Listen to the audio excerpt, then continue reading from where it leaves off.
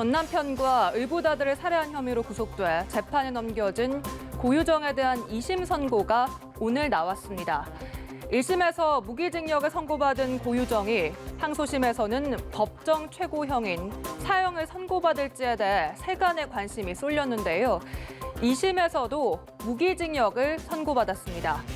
오늘의 그래픽 뉴스, 고유정 사건입니다. 고유정은 지난해 5월 제주의 한 펜션에서 전 남편 강모 씨를 살해한 혐의를 받고 있습니다. 펜션에서 시신을 훼손한 뒤 여객선을 타고 제주를 빠져나가면서 이 시신을 유기했는데요. 경기도 김포에 있는 가족 명의의 아파트에서 2차로 시신을 훼손하고 유기하는 등 범행 수법이 너무나도 잔혹했습니다. 고유정은 범행 일주일 만에 충북 청주의 자택에서 체포됐지만 강 씨의 시신은 아직도 찾지 못한 상태입니다.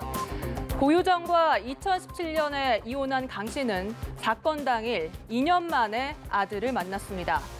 아들을 보러 간다면서 흥얼거리는 블랙박스 영상이 공개되면서 그의 죽음에 대한 안타까움과 공분이 더 커지기도 했는데요. 그런데 석연치 않은 죽음이 또 있었습니다.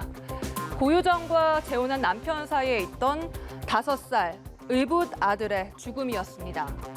제주에서 살던 의붓 아들은 지난해 3월 친아버지가 있는 청주로 거주지를 옮긴 지 사흘 만에 사망했습니다. 재혼 남편은 전 남편인 강 씨의 사망 사건 이후 고유정이 자신의 아들도 살해했다며 검찰에 고소했는데요. 검찰은 고유정이 잠을 자고 있던 의붓 아들을 고의로 질식사하게 한 것으로 결론을 내렸습니다. 부검 결과 살해당한 것이 분명하고 의붓 아들이 사망한 것으로 추정되는 시각에 고유정이 가족 연락처를 지우는 등 깨어 있었다는 점, 또 사망 직후 자신의 어머니와의 통화에서 우리 아이가 아니니 아무 말도 하지 말라고 했다는 점, 또 고유정이 재혼 남편에게 먹였을 것으로 추정되는 수면제가 잠을 빨리 자게 하는 성분이 아니라 깊이 자도록 하는 성분의 수면제였던 점 등을 그 근거로 들었습니다.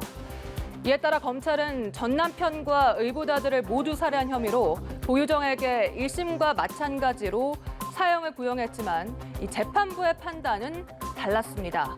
전 남편 살해 혐의는 인정하면서도 의붓 아들 살해 혐의에 대해선 살해 동기가 부족하고 직접 증거가 충분하지 않다며 무죄 추정의 원칙에 따라 이렇게 무죄로 판단했고 결국 무기징역을 선고했습니다.